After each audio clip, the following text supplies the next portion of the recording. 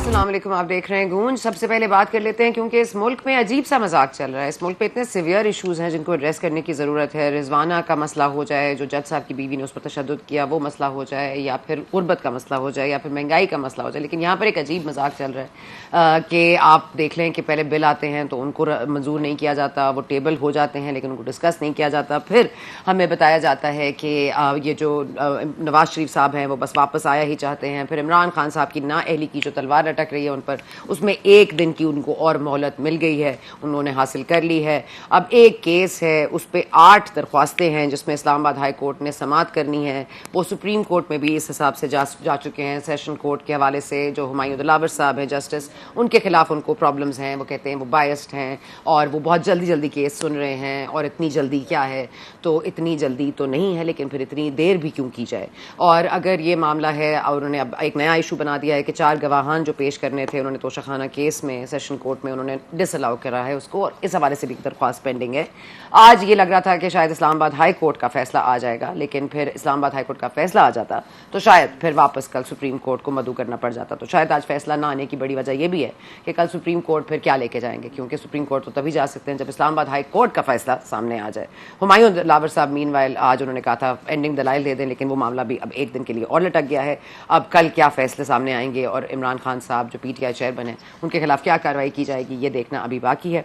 साथ साथ हमें पता चलता था कि डिवीजन है एक जुडिशरी में, और उसको आज मजीद वाजे किया है एक ख़त जो आज जस्टिस मुज़ाहिर अली नकवी साहब ने लिखा है चीफ जस्टिस उमर अता बंदियाल को, जिसमें उन्होंने फरमाया है कि जस्टिस तारिक मसूद साहब सिटिंग जज हैं लेकिन वो चेयरमैन नहीं हैं सुप्रीम जुडिशल काउंसिल के, तो उन्होंने उनको मेरी शिकायत क्यों भेजी। और वो पहले भी ये बता चुके हैं कि वो कितने बेताब हैं मेरे खिलाफ कार्रवाई करने में, और दूसरी तरफ ये भी कह रहे हैं कि मेरे खिलाफ वो अपनी पोजीशन क्यों नहीं वाजे कर रहे। तो अब ये दोनों बातें अलहदा हैं लेकिन एक ही ख़त में की गई हैं। अब इस पर भी आगे जाके प्रोग्राम में बात करेंगे।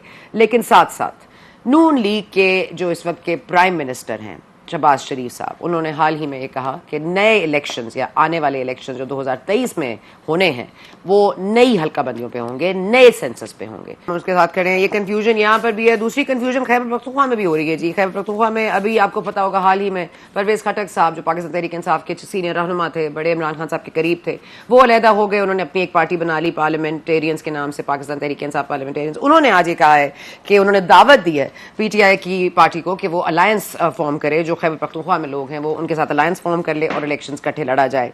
अब ये अगर इलेक्शन इकट्ठे लड़ा जाना था तो ये सारा मामला क्यों हुआ, इस पर मजीद बात करेंगे। हमारे साथ मौजूद है सेनेटर हुमायूं मोहम्मद साहब पीटीआई से। बहुत शुक्रिया आपका सर। ये एक कहा जाता है कि एक दिन के लिए मजीद जो नाअहली की तलवार है वो आपके जो चेयरमैन पीटीआई हैं उनके लिए थोड़ा सा एक दिन की उनको सहूलत मैसर आई है। तो आप समझते हैं ये होने ही जा रहा है कम वोट में, या आप समझते हैं कि कोई सेविंग ग्रेस होगा जो 8 दरख्वास्तों का कल फैसला आना है उसमें से कोई इनके हक में होगी? बिस्मिल्लाह, शुक्रिया सना। इस तरह है कि ये जो कुछ भी हो रहा है ना, इट इज़ बेसिकली इस लिहाज से हो रहा है कि इन्होंने पाकिस्तान तहरीक इंसाफ के जो कप्तान हैं, पाकिस्तान के जो कप्तान हैं, उनको इन लोगों ने रास्ते से हटाना है। क्योंकि जब तक वो वहाँ खड़ा हुआ है और जब तक Pakistan Tehreek Insaf as a party ballot box पर उसका निशान है, ये लोग, इनको पता है कि ये लोग नहीं जीत सकते, वो इलेक्शन नहीं जीत सकते, वो बैलेट बॉक्स नहीं जीत सकते। तो इन्होंने बाय हुक और by crook they want to do it. ठीक है, अब उसके लिए इन लोग पूरी एड़ी चोटी का जोर लगाएंगे। और unfortunately as far as I am concerned, Pakistan का जो कानून है ना वो अंधा है, और उसके लिहाज से पाकिस्तान का इंसाफ भी अंधा है। और सवाल ये है कि हम लोग कब तक इस किस्म के अंधे इंसाफ के साथ रहेंगे और चलते रहेंगे। तो सर वो इंसाफ में उस वक्त इंसाफ के पास बसीरत थी क्या? वो उस वक्त देख सकता था जब नवाज शरीफ साहब को अकामा और पनामा पर निकाला गया था, उस वक्त भी क्या यही स्ट्रैटेजी थी? क्योंकि आप बैलेट बॉक्स में उसको हरा नहीं सकते थे तो उनके खिलाफ ये केस लाए, तो क्या ये उस वक्त कानून की बसीरत थी उसको हासिल? अच्छा, इस तरह है कि जो मियां नवाज शरीफ के खिलाफ जो केसेस हुए थे वो पाकिस्तान तहरीक इंसाफ के टाइम पे नहीं हुए थे, वो उन्हीं के टाइम पे हुए थे। नंबर 2, वो इंडिजिनस नहीं थे, वो पाकिस्तान के अंदर। लेकिन इमरान खान साहब उसमें सर उनकी पिटीशन तो उनकी थी, इमरान खान साहब गए थे कोर्ट में, उनको मदऊ किया गया था।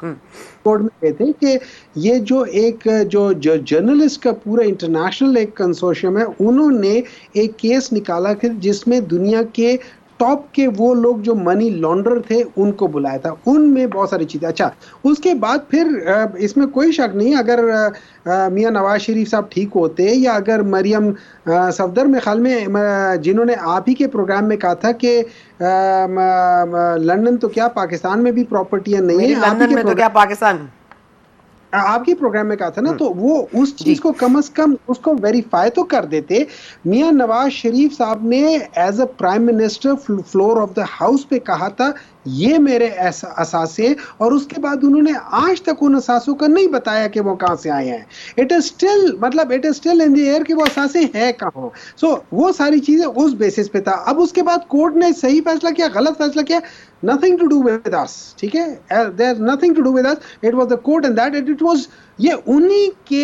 लेकिन सर मैं तो आपसे ये पूछ ही नहीं रही कि आप लोगों का उसमें क्या, उसमें आप लोगों की उसमें डिस्ट्रीब्यूशन थी या कंट्रीब्यूशन थी, उसमें नहीं पूछना चाहती। मैं पूछना चाहती हूँ उस वक्त कानून अंधा था क्या, या उसको बसीरत हासिल थी, क्या वो देख सकता था उस वक्त? मेरे लिहाज से तो अगर आप मुझसे पूछे एक शख्स जो कि प्राइम मिनिस्टर है, आप मुझसे पूछे एक शख्स जो कि प्राइम मिनिस्टर ऑफ पाकिस्तान है, ड्यूरिंग द प्रीमियरशिप वो एक दूसरे मुल्क का अकामा रखा हुआ है, that is enough for disqualification, no question asked. इससे बड़ी कॉन्फ्लिक्ट ऑफ इंटरेस्ट और क्या हो सकता है कि मैं प्राइम मिनिस्टर की सीट पे बैठा हूं और अकामा का मतलब है जॉब के लिहाज से मैंने अप्लाई किया हुआ है, ये वर्क परमिट है, मेरे पास वर्क परमिट है एक और मुल्क की एक कंपनी का। This is severe conflict of interest. बजाते खुद यही पैसे को तो मिले नहीं मिले, चले इसमें नहीं जाते मोहम्मद साहब, क्योंकि ठीक है, let me just welcome Nihal Hashmi साहब to the show. Nihal Hashmi साहब, I am not going to respond to this, आप अकामा के ऊपर आप रिस्पॉन्ड कर। और दूसरा, मुझे तो बड़ी डेजा वू फीलिंग आ रही है कि 2017 में भी कम वोट में नवाज शरीफ को नाअहल करना था, और अभी भी ये नजर आ रहा है कम वोट में जो चेयरमैन पीटीआई है उनको नाअहल करना है। आप क्या समझते हैं, डेजा वू फीलिंग है, या उस वक्त ये मोहम्मद साहब कह रहे हैं कि कानून अंधा भी है और सुनाई भी नहीं उसको दे रहा, तो उस वक्त उसको बसीरत हासिल थी? जी आप क्या फरमाइएगा? जी हाशमी साहब, आप क्या मुझे सुन पा रहे हैं? अच्छा, आपने सवाल सुना, मैं रिपीट कर दूं। सर मैंने ये पूछा, मोहम्मद साहब भी कह रहे थे कि हाँ, तो ये कानून अंधा है, तो मैंने कहा अब उस वक्त अंधा था जब जो उस वक्त अकामा पे निकाला था, और अकामा के बारे में कह रहे हैं कि इट इज इनफ एविडेंस कि किसी को नाअहल कर दिया जाए, it's a conflict of interest.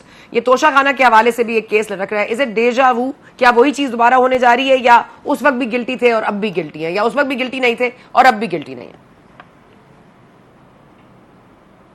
बिस्मिल्लाहिर्रहमानिर्रहीम। देखिए, असल में दोनों केस की अपनी अपनी नौइयत है। जो अकामा केस था वो एक परसेप्शन पे था। मोहम्मद नवाज शरीफ साहब का नाम पनामा लीक्स में नहीं था, ना उनकी कोई ऐसा उसका दस्तावेजी सबूत था। जब उन्होंने पनामा के तमाम कागजात की छानबीन कर ली, देख ली, और उसके बावजूद अगर उनका नाम नहीं निकला और वो समझ गए कि उनका नाम उसमें नहीं है, तो उसके बाद उन्होंने ब्लैक डिक्शनरी को अप्लाई किया और ब्लैक डिक्शनरी से उन्होंने अकामा को लेके आए। तो यहां पे वो केस और इस केस में बड़ा फर्क है। यहां पे एक सामान है जो कि कोई मुल्क गिफ्ट करता है प्राइम मिनिस्टर को, प्राइम मिनिस्टर अपना इस्तेकाक इस्तेमाल करते हैं, उसको खरीद लेते हैं औने पौने। खरीदने के बाद ये इनका इस्तेकाक नहीं था कि उसको बेच देते, उन्होंने उसको फिर बेच दिया। वहां पर भी प्राइम मिनिस्टर नहीं रुके। उसके बाद उनके जब उन्होंने अपना एसेट डिक्लेयर किया, उसमें उन्होंने जाहिर नहीं किया कि मेरे पास ये एसेट था और ये मैं एसेट मिला था, यहां से मैंने एसेट रेज किया और इसको फिर तो उन्होंने कंसील किया उस फैक्ट को। तो उन्होंने एक ही केस में दो जुर्म किए। एक तो वो बेच नहीं सकते थे, और अगर बेच दिया तो उसको डिक्लेयर तो करते ना कि मेरे इतने पैसे यहां से आए और इतने पैसे। जब आप दूसरे को अमीन और सादिक के चाहते हैं, जब दूसरों को आप चोर कहते हैं, डाकू कहते हैं, बेईमान कहते हैं, तो आपने अपने बेईमानी की इंतहा कर दी कि कौमी खजाने को आपने नुकसान पहुंचाया। उसने आपने फिर सबसे बढ़ के इमरान खान ने टेलीविजन पे आके कहा कि मेरा सामान था, मैं जिसको बेचूं जो चाहे करूं। तो it is an admission on his part कि he received that particular article and then he disposed it off and he has got mentioned जो चेयरमैन पीटीआई के वकीला का राय, निहाल साहब एक मिनट, जो उनका रिस्पांस रहा है ना, एक तरफ से उनकी भी एक रिस्पांस ये भी रहा है कि देखिए ना, मरी गाड़ी ली, जरदारी साहब ने भी गाड़ी ली, गिलानी साहब ने भी गाड़ियां ली, उन्होंने भी तो तोहफे लिए। तो डिफरेंस क्या है? तोहफे लेके बेचे नहीं और अपने पास रखे, और ये तोहफा बेच दिया गया, क्या ये डिफरेंस है? बड़ा बड़ा फर्क है। ये कानून हमने नहीं बनाया, पीएमएलएन ने नहीं बनाया था। ये कानून आ रहा था, हमेशा से मारूफ वजूद में था, पूरी दुनिया में है, आपके मुल्क के अलावा भी है, मगर उसमें कुछ सर्टेन कंडीशंस है सेक्शन 3 कहता है कि आप लिया हुआ तोहफा बेच नहीं कर सकते। इमरान खान ने उसको बेचा और एडमिट किया मीडिया पे आके कि हाँ मेरा माल था, मैंने बेच दिया। माल आपका नहीं था, ये अमानतन आपके पास था, कम पैसे में इसीलिए आपको दिया गया था कि आप अपनी यूज में लाए, आप उसको बेच नहीं सकते थे और इंटरनेशनल मार्केट में जाके आप नीलाम करते रहे। दूसरा, अगर आपने नीलाम भी कर दिया था तो आप ये तो जाहिर करते ना कि आपने तोसा खाने से ये सामान आपने लिया है, इतनी इतनी कीमतों में लिया, इससे आपकी आमदन इतनी बड़ी है और ये आमदन आपको अपने जो देना था FBR को, उसमें आपको जमा करना था। आपने नहीं लिखा, आपने कंसील किया, आपने झूठ बोला, आपने दरगोई किया, आपने नजरअंदाज किया पाकिस्तान के आइन को और कानून को। आपने जो अपने रिटर्न सबमिट किया है उसमें आपने नहीं दिया। अगर वजीर आजम पाकिस्तान कंसील करे कोई चीज तो आम आदमी से आप क्या उम्मीद रखें अगर वो कंसील कर रहे जानते बूझते हुए, जबकि उनकी लेकिन आमदन अच्छा बढ़ चुकी हाशमी थी साहब मेरी अंडरस्टैंडिंग के लिए ठीक है ये आपका फर्क समझ आ गया। मुझे सिर्फ ये बता दें कि तो मेरी अमानत इस वक्त मरियम साहबा के पास भी है, मेरी अमानत जरदारी साहब के पास भी है, क्योंकि बतौर पाकिस्तानी मेरी अमानत हुई ना, तो मेरी अमानत इस वक्त मरियम साहबा के पास भी है, जरदारी साहब के पास भी है और गिलानी साहब के पास भी है। तो मैं ये जानना चाहती हूँ कि मेरी अमानत में खयानत कैसे होगी, इसका फैसला कौन करेगा? अगर वो किसी और को उसको पैसे के एवज एक माकूल अमाउंट लेकर के उसको बेच देते हैं तो फिर वो गलत करते हैं, क्योंकि ये जो था पाकिस्तान की रियासत मरियम नवाज के पास नहीं है, वो गलत है। ये प्राइम मिनिस्टर का इख्तियार है। मरियम नवाज के पास ये फरमा दीजिएगा कि ये जो मामला इस वक्त नजर आ रहा है कि एक तरफ इमरान खान साहब की नाअहली का मामला है, दूसरी तरफ से नवाज शरीफ की वापसी का मामला है, तीसरी तरफ आपके अपने जो परवेज खटक साहब हैं वो भी यहाँ से मूव ऑन कर गए पाकिस्तान तहरीक इंसाफ से, लेकिन आज वो कह रहे हैं पाकिस्तान तहरीक इंसाफ मिलकर अलायंस में इलेक्शन लड़ ले उनके साथ। तो ये क्या मजाक है सर? देखिए, ये तो आप उनसे पूछे हो, क्योंकि हम तो उन्हें यही कह सकते हैं कि मेरी बिल्ली मुझे म्याऊं म्याऊं। अच्छा, उसको छोड़ दे। देखिए, बात ये हो जाती है कि उनके लिए सिर्फ एक है, वो कहते हैं कि पवित्र है शजर से उम्मीद बहार रख। जब आप शजर से अलग हो गए हैं तो अब आप अपनी किस्मत, आप अगर किसी जगह पे आप उग जाते हैं अच्छी बात है, नहीं उगते तो अच्छी बात है, it's up to you, we have got nothing to do with you. ठीक है, रही बात ये कि जैसे अभी हम सुन रहे थे कि ये दो मुख्तलिफ चीजें, और आपने एक पॉइंट को जरा बार बार पूछने की कोशिश की है। शेख वकास साहब ने कहा हुआ है कि उन्होंने पाकिस्तान मुस्लिम लीग नून के बहुत सारे लोगों से, इंक्लूडिंग मरियम सफदर वगैरह, उनसे तहाइफ खरीदे हैं। उन्होंने खुद कहा हुआ है। अब मुझे ये नहीं पता कि मरियम सफदर का नाम था नहीं है, लेकिन उन्होंने नाम लिए बगैर कहा था कि हमने इनसे बड़े तहाइफ लिए हुए। नंबर 2, क्या हुआ, देखें, अगर आप रूल्स की बात करते हैं, रूल्स में दो चीजें जो हैं वो मना है। एक, आप एंटीक नहीं खरीद सकते, अब एंटीक नहीं लेकर जा सकते, इवन उसकी कोई वो बिल्कुल मना है। नंबर 2, आप गाड़ी निकाल के नहीं लेकर जा सकते। 3 लोगों ने जो तोशा खाना से गाड़ियां निकाली, 3 लोगों ने पूरे पाकिस्तान में, एक आसिफ अली जरदारी साहब, 2 मियां नवाज शरीफ साहब, तीसरा मरियम सफदर साहिबा, इन तीनों ने गाड़ी निकाली। अब सवाल पैदा होता है वो गाड़ियां कहां हैं? अगर इन्होंने नहीं बेची तो गाड़ियां इनके पास होनी चाहिए, वो कहां हैं? ठीक है। नंबर 2, क्या इन्होंने जब गाड़ियां ली, कह रहे हैं उन्हीं के पास है, वो उन्होंने बेची तो नहीं है? बेची हुई हैं। आप बताएं कि वो BMW का है जो मरियम सफदर साहिबा के पास है, और अगर वो उनके पास है, that is even a bigger crime. उन्होंने ली क्यों है? That is the only crime कि you can't take antique and car. उससे बड़ा क्राइम तो है ही नहीं। जी आप रिस्पॉन्ड कीजिए। निहाल हाशमी साहब रिस्पॉन्ड करें। एक मिनट में इसका रिस्पॉन्स दे लूं कि बड़ा आपने एक बड़ा तू इधर उधर की ना बात कर भाई, आप जवाब दें अपना। आप दूसरे के 2 wrongs can not make 1। Maryam थी नहीं वजीर आजम, और यूसुफ रजा गिलानी साहब ने लिया था। आपने ऐसी, भाई जब हम टेलीविजन पे आए तो कौम को सही बात बताएं, सच्ची रहनुमाई करें। हम कौम को हिस्ट्री बताते हैं, उनकी रहनुमाई करते हैं, हमें सच बोलना चाहिए। बात इमरान खान के तोसा खाने की हो रही है, बात बाबा आदम के वक्त की नहीं हो रही है। वो इमरान खान जो कहता था पाकिस्तान में गरीब के लिए एक कानून है और अमीर के लिए हम मिटा देंगे फर्क, आज वो इमरान खान उस गरीब की अदालत में क्यों नहीं जा रहा? क्यों कह रहा है कि मेरे लिए अलग अमीरों की अदालत में मैं जाना चाहता हूं, मुझे उस अदालत में ले जाओ जहां VIP है, मुझे ट्रीटमेंट मिले, मुझे जेल ना हो, मुझ पे चार्ज फ्रेम ना हो, मेरे पर कोई दफा ना लगे, मुझे स्टेटमेंट ऑफ एक्यूज रिकॉर्ड ना कराना पड़े। वो इमरान खान कहां गया जो कहते थे रियासत मदीना में एक से, और जो अमेरिका में खड़ा होकर कहता था कि जनाब एक अदालत। भाई स्टैब्लिश है, आपने अपने मुंह से कहा है कि हाँ मेरे वो सामान लिया और मैंने बेच दिया। अब ये यूसुफ रजा गिलानी और आसिफ जरदारी कहाँ से आ गया? इसका फैसला कल आ जाएगा। Let's not get into it. इसका अभी सब्जेक्टिव मैटर है। चलें छोड़ दें हाशमी साहब चलें छोड़ दें इस मामले को, क्योंकि कल फैसला आ ही जाएगा। 8 दरख्वास्तें वैसे भी पीटीआई ने लगाई हुई है, उसमें आपको पता है कि वो दलाइल दे दे के वो भी थक गए। कल देख लेंगे जो फैसला आएगा। आगे चलते मैं सर ये जानना चाहती हूँ निहाल हाशमी साहब, पहले आप बता दीजिए ये जावेद लतीफ साहब का आज बयान किस तरह लिया जाए, क्योंकि उन्होंने हामिद मीर के प्रोग्राम में अभी कुछ देर पहले उन्होंने ये फरमाया है कि मेरा जो मौकफ है वो एज नून के रहनुमा और नून के कारकुन है, और वो कह रहे हैं जो प्राइम मिनिस्टर है वो क्योंकि एक पूरी कोalition को लीड कर रहे हैं तो वो उनका मौकफ है। तो how is that different sir? Very clear. It is very clear. Me and Javed Latif is a representative of the party, and we are from Pakistan Muslim League Noon.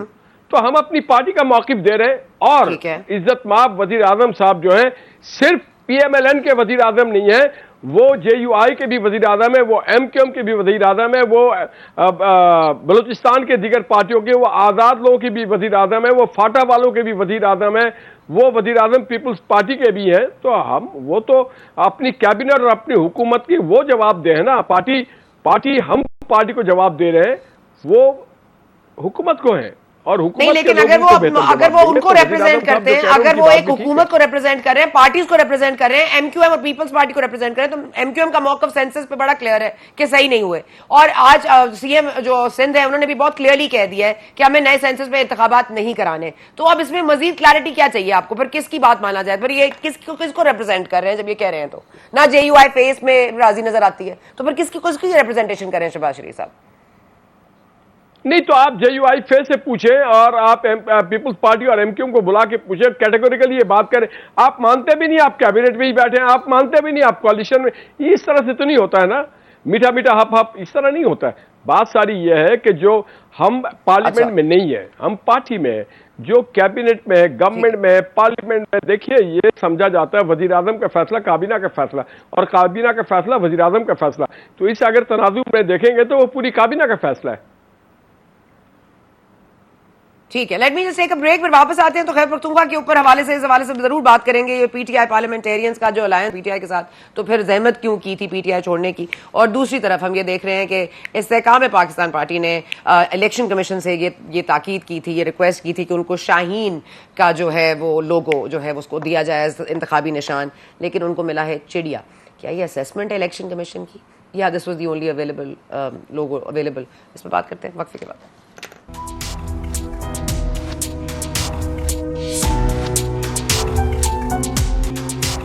And welcome back. हमारे साथ मौजूद हैं senator Humayun मोमिन PTI से, हमारे साथ मौजूद हैं निहाल हाशमी साहब, और हमें अब ज्वाइन कर रहे हैं बैरिस्टर चौधरी हसनैन साहब। बहुत शुक्रिया आपका सर।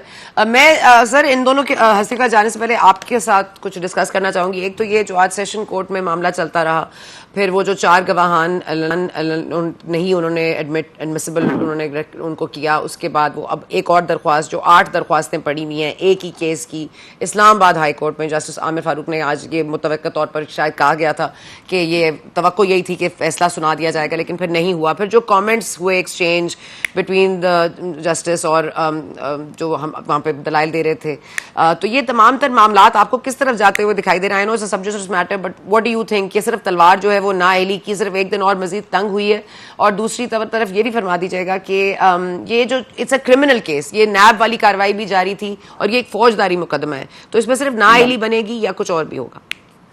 मैम छोटी सी गुजारिश ऐसी है कि मुझे तो कभी कभी ऐसा लगता है कि हमारा जो पिछले कुछ सालों में हमने क्रिमिनल कानून सिखाया गया वो बिल्कुल बदला जा रहा है।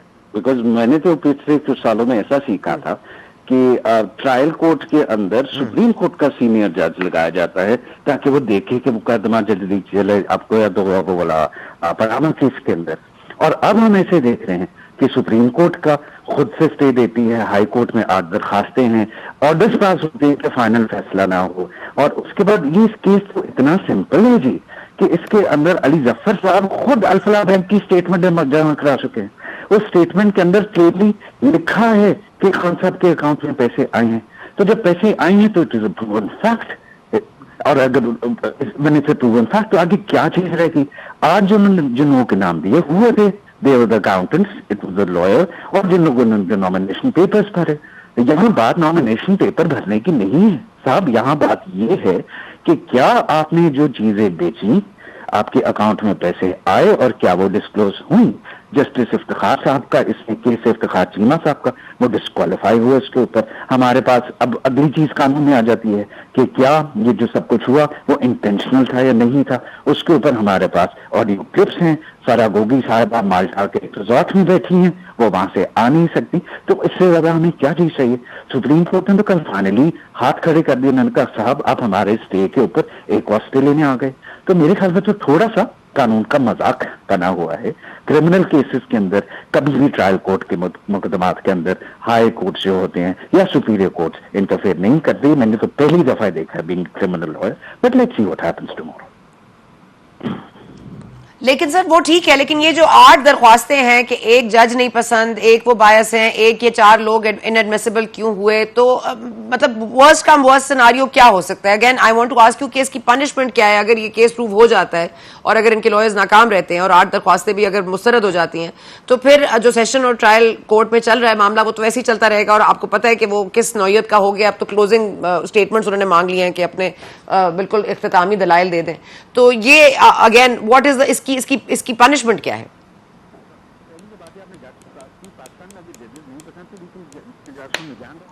ठीक है, यहाँ क्रिमिनल कोर्ट ऑफ जस्टिस को कह दे जज साहब भेज दें, बिकॉज आपको यहाँ कोई जज साहब पसंद नहीं आता जो उनसे थोड़े से भी ऊपर नीचे हो जाए या उनको लगे कि इस खिलाफ फैसला आ जाएगा। और अगली चीज ये है कि जो आपने सजा का पूछा, तो इसकी सजा एक तरफ तो वो है कि नाअहली है, दूसरी तरफ 3 साल की उन्हें इम्प्रिजनमेंट भी हो सकती है। Okay, thank you sir, thank you sir. और सर एक और बात, क्योंकि आज जो आज खत लिखा है जस्टिस मज़ाहिर अली नकवी साहब ने, सर मैं जाने से पहले आपको तो ये भी जरा आपसे रोशनी डाल दी जाए। जो एक खत आज भेजा है जस्टिस मज़ाहिर अली नकवी साहब ने to chief justice of Pakistan Umar Ata Bandial साहब को, मोहतरम को, उन्होंने बोला है कि जिस तरह से तारिक मसूद साहब कैसे मेरी शिकायत सुन सकते हैं और क्यों नहीं, वो पहले भी एक तासुर दे चुके हैं कि वो बेताब है मेरी समाअत करने के लिए, मेरे खिलाफ कोई शिकायत को आगे ले जाने के लिए, और फिर कह रहे हैं कोई पोजीशन नहीं ले रहे। तो is there a contradiction in here या am I just seeing it? I'm very apologize due to some personal reasons. मैं इस वाले सवाल का जवाब है माजरत करूंगा आपसे, because अच्छा ठीक है, ओके ठीक है, I understand. Thank you sir, thank you very much for joining us. जी बैक टू यू निहाल साहब। मोहम्मद साहब ये क्या करने जा रहे हैं ये खटक साहब, फरमा दीजिए। और पीटीआई के जो वोट बैंक है आपका, जो आपके जो पार्लियामेंटेरियंस हैं या आपके जो असेंबली में लोग हैं या कम अज कम खैबर पख्तूनख्वा में आपकी जो एक सपोर्ट है, वो क्या इनकी तरफ जाएगी? देखिए, मुझे तो नहीं पता कि वो क्या करने जा रहे हैं। वो तो अपने आप से ही मजाक कर रहे हैं। मतलब आई डोंट नो कि उनके दिमाग में क्या आया, किस लिहाज से आया। So I don't know, I can't comment on such. मतलब मेरे लिहाज से it's a very silly act, so इसलिए I don't want to comment on that. ठीक है, हाँ मैं एक चीज जरूर कमेंट करूंगा कि देखिए सिंपल सी बात है। एक शख्स ने 2.8 मिलियन रुपये में डिपॉजिट हुए, उसके लिए उन्होंने अपने अकाउंटेंट को कहा है कि ये बता दे कि ये अकाउंट हुआ है। जो उनमें ये कि आपने तोशाखाना के गिफ्ट्स को आपने डिक्लेयर नहीं किया, तो तोशाखाना के गिफ्ट्स डिक्लेयर इसलिए नहीं किया, once you change the form of a gift into a cash, liquid, उसको लिक्विडेट कर देते हैं, so it becomes a cash and it shows कि भाई ये जो वो कहते हैं ना कि उसको शो नहीं किया गया, तो वो 2018-19 के उनके टैक्स रिटर्न में शो हुआ है। उसके लिए उन्होंने कहा था कि मेरे अकाउंटेंट से पूछ ले, उसमें कहा था कि ये कर लें, तो दैट ट्रांजैक्शन इज देयर। अब सवाल ये हो जाता है कि आप वो बेच सकते नहीं बेच सकते, उसका जो मेरी अंडरस्टैंडिंग है, आप उसको एक दफ़ा अगर आपने खरीद लिया, it becomes your property. After that property you can keep it, you can get it, you can sell it, that doesn't make much of the difference, to be very honest. It can be, आप इसको कह सकते हैं कि यार ये अच्छी बात नहीं है कि आप किसी का गिफ्ट बेचें, अच्छी बात नहीं है कि आप मुझे गिफ्ट दें और मैं बेच दूं, या मैं आपको गिफ्ट दूं आप बेच दें, लेकिन अगर आप वो बेच देंगी मैं बुरा मना सकता हूं, लेकिन वो इलीगल नहीं है। सो यहाँ तक तो मैं आपको अपनी एक राय दे सकता हूं, लेकिन मेरी राय कोई हैसियत नहीं रखती, क्योंकि यहाँ पे जिस जगह पे हम लोग बात कर रहे हो कि एक ऐसे शख्स की, देखें जब इन्होंने चीफ जस्टिस ऑफ पाकिस्तान के खिलाफ ये लोग जाके पुलिस की वैनों में बैठ के सुप्रीम कोर्ट के बाहर खड़े होके उनको बुरा भला कह रहे थे, तो यहाँ पे तो हमारे पास हम एक ऐसे जज की बात करें जिसके फेसबुक में उनके अपने वो लगाए हुए ऐसी चीजें विच इज अगेंस्ट पर्सन। सो यहाँ पे एक पर्सनल बायसिज्म आता है। खैर एनीवे बिसाइड द पॉइंट, वक्त बताएगा, वो बताएगा अगर 5 साल होता है, 3 साल के लिए नाअहली होती है, 2 साल के लिए होती है या नहीं होती है, that is immaterial. Time will tell कि ये सही था या नहीं था। जिस वक्त जुल्फिकार अली भुट्टो को फांसी लगी, बहुत सारे लोगों ने खुशियां मनाई। ऐसे लोग भी थे जिन्होंने तकरीरें की थी कि इस जगह को हम निशाने इबरत बनाएंगे। टाइम ने बताया कि दे पीपल वर रॉन्ग और उसको जो सजा मिली थी वो गलत हुई थी। Only time will tell, there are certain things which time will decide, not you and me but time will decide. अब बात आ जाती है मेरा जो असल प्रॉब्लम है ना, मैं एक आखिरी बात बता रहा हूं। असल मसला ये है कि we are at the verge of constitutional, एक बहुत बड़ा क्राइसिस आ गया। क्राइसिस ये है सीसीआई की मीटिंग नहीं हो सकती, ठीक है ना। 2 ऐसी असेंबलीज हैं जो इस वक्त इलेक्टेड नहीं है, ठीक है। और उसके अलावा एक और चीज है, 3 माह से ज्यादा देर से इलेक्शन हो नहीं सकता, नया सेंसस हो या पुराना सेंसस हो, उसके लिए आपको कॉन्स्टिट्यूशनल अमेंडमेंट चाहिए। इस वक्त 2/3 मेजॉरिटी नहीं है कि कॉन्स्टिट्यूशनल अमेंडमेंट कर सके। सो आई डू नॉट नो, अगर वो नहीं होता, इलेक्शंस नहीं होते, सेनेट के इलेक्शंस नहीं होंगे, प्रेसिडेंट के इलेक्शंस नहीं होंगे। We are sitting at the verge of constitutional crisis. I don't know लोग क्या कर रहे हैं, इसको क्यों नहीं एड्रेस कर रहे। ठीक है निहाल हाशमी साहब, ये फरमाया, इन्होंने दुरुस्त फरमाया, ये काउंसिल ऑफ कॉमन इंटरेस्ट वाली जो बात अब सामने आ गई है। दूसरी तरफ ये भी हम देख रहे हैं कि ये आर्मी एक्ट के तहत आप लोग जो एक नई लेजिस्लेशन लेकर आ रहे थे, एक नया बिल लेकर आ रहे थे। आज एतजाज एहसन साहब ने भी फ्लोर ऑफ द कोर्ट पे कहा है, सुप्रीम कोर्ट के चीफ जस्टिस को, कि आप इस पर फौरी तौर पर आज खुद नोटिस लेकर इसको खत्म करें। लेकिन उन्होंने कहा कि मैं ऐसी चीज नहीं कर सकता, लेट्स वेट एंड सी कि दूसरे धड़े कैसे रिस्पॉन्ड करते हैं। तो सर ये बिल क्यों लाए हैं आप? मतलब what is it going to help with? किस चीज में मदद देगा ये आपको एज पार्लियामेंटेरियन या आपको एज अ पार्टी लीडर? कैसे आपको इसका फायदा हो सकता है? मुझे सिर्फ ये बता दें, इस एक्ट में ऐसी क्या चीज है, हम बिल्कुल ही मुबर्रा कानून हो जाए, हर चीज से मुबर्रा हो जाए, ऐसे राइट्स देते हैं सबको कि हर किसी के घर की तलाशी हो सकती है, हर किसी की तलाशी ले सकते हैं, ना कोई मजिस्ट्रेट की जरूरत है, ना किसी वारंट की जरूरत है। जी हाशमी साहब। देखिए, ऑनेस्टली स्पीकिंग, कोई भी कानून जो मुफाद आमा के खिलाफ है वो कानून नहीं होता है, उसको ड्रैकोनियन लॉ ही कहते हैं। मैं चूंकि अभी पार्लियामेंट में नहीं हूँ, ना मैं पार्लियामानी पार्टी में हूँ, ना मुझे उसके इजलास का पता है, तो ये सवाल अगर किसी आप ऐसे शख्स से करते हैं जो पार्लियामेंटेरियन होता है, जो वो लॉ को देखा है, उनके पास से वो गुजरा है प्रोसेस, तो वो शायद बेहतर जवाब देते। मगर मैं सर हमें तो लॉ नजर आ रहा है ना, what it is basically saying. देखिए, मैं ये समझता हूँ कोई भी टेलर डिजाइन कानून नहीं होना चाहिए, और इंसानों की शख्सी आज़ादी, एक बात मैं आपको बता दूं, अगर कोई बैड लॉ है तो वो बाहर हो जाएगा, वो रह नहीं सकता। कानून बनाया जाता है लोगों की तहफ़्फ़ुज़ के लिए, लोगों की इज्जत नफ्स की तहफ़्फ़ुज़ के लिए, उसकी बेहतरी के लिए। कानून किसी को सजा देने के लिए नहीं, ये डिटरेंट होता है। कानून is a deterrent, not a tool to punish someone. तो मैं ये समझता हूँ कि ये आप, अगर आपके पास कोई पीपल्स पार्टी के दोस्त हैं जो पार्लियामेंटेरियन वहाँ बैठे हुए हैं, या JUI के या MQM के, वो शायद ये हमारी पार्टी के होते, वो ज़्यादा। हम तो अपनी पार्टी मोहम्मद नवाज शरीफ की पार्टी की रिप्रेजेंटेशन कर रहे हैं, हम गवर्नमेंट में नहीं है, हम गवर्नमेंट की रिप्रेजेंटेशन मैं नहीं कर रहा। तो सर नवाज शरीफ साहब की रिप्रेजेंटेशन पर आ जाएं कि तलाल चौधरी साहब की कल नाअहली खत्म हुई और उन्होंने ये रिक्वेस्ट की है, जो coming chief justice of Pakistan हैं, जो जस्टिस काजी फायज ईसा हैं, जो नॉमिनेट हैं चीफ जस्टिस ऑफ पाकिस्तान, अब वो उनसे फरमा रहे हैं कि हमें आपसे उम्मीद ऐसी है कि हम ये नहीं चाहते सिर्फ कि रूल ऑफ लॉ बनाएं, आप इस कदर रूल ऑफ लॉ बनाएं कि तमाम फैसले जो पास में हुए हैं उनको गलत डिक्लेयर करें, तस्लीम करें कि वो गलत हुए हैं। अब आप उन पर इतनी जिम्मेदारी आयद कर रहे हैं, क्या वाकई आपको लगता है कि वहां से ही आपको मदद मिलेगी, फिर आएंगे नवाज शरीफ वापस और फिर वो जहाज में चढ़ेंगे तो हमें पता चलेगा कि इलेक्शन होने वाले, जैसे तलाल साहब फरमा रहे? ये जिम्मेदारी हम सब पे आयद होती है। आप राइट फ्रॉम लियाकत अली खान से केस से लेकर जुल्फिकार अली भुट्टो से लेकर के नवाज शरीफ तक, पूरी दुनिया उसको कहती है कि ये ज्यादती हुई है, नाइंसाफी हुई, तो क्या आसमानों पे जाके ये सेटिसाइड होगा? आज ही अगर आपको सेटिसाइड करना है तो जो जिंदा कौमें होती हैं, जो बावकार कौमें होती हैं, वो अपनी गलतियों से सीखती हैं और वो अपने गलतियों को सही करती हैं ताकि आने वाली नस्लें वो गलतियां ना करें। तो अगर नवाज शरीफ साहब ने आने वाली नस्लों के लिए एक मिसल राह दिया है तो इसमें कोई बुरी बात नहीं, और इसको सेटिसाइड, ये हमारे सब पे 23 करोड़ लोगों के कंधों पे ये जिम्मेदारी है। There is so much wrong with our criminal justice system कि हम किसी के लिए भी इंसाफ के लिए आवाज़ उठाते हुए समझते हैं कि पता नहीं हमारी आवाज़ सुनी जाएगी या नहीं सुनी जाएगी। कुछ लोग ऐसे ही अपनी जानों से हाथ धो बैठते हैं, एक जलसे में जाते हैं और ख़त्म हो जाते हैं, खुद कुछ हमला होता है और ज़िंदगी ख़त्म हो जाती है। किसी के बच्चे स्कूल जाते हैं, हमला होता है, ख़त्म हो जाते हैं। एक बच्ची है नौकरी के लिए किसी जज की बीवी के पास नौकरी करती है, वहाँ पिटती है और आज अस्पताल में पड़ी है। इंसाफ की आवाज़ सब लगा रहे हैं, लेकिन इंसाफ को इस वक्त जांचने वाला और मानने वाला कोई नहीं है। और इंसाफ क्या वो था जो हमने देखा कि अकामा के हवाले से पनामा में नवाज शरीफ साहब के साथ हुआ, या इस वक्त जो तोशाखाना में इमरान खान साहब के साथ होगा। अब इक्वेट करना दोनों को बिल्कुल डिफरेंट चीज़ें हैं, लेकिन जस्टिस वही है जो इस वक्त बर वक्त आपको मिले, ना कि वो जो वक्त बताएगा। इसलिए वक्त के ऊपर ना छोड़ें, जो फैसला है वो वक्त ही दें और जो सही है वो ही करें। Thank you for watching, we will see you next week.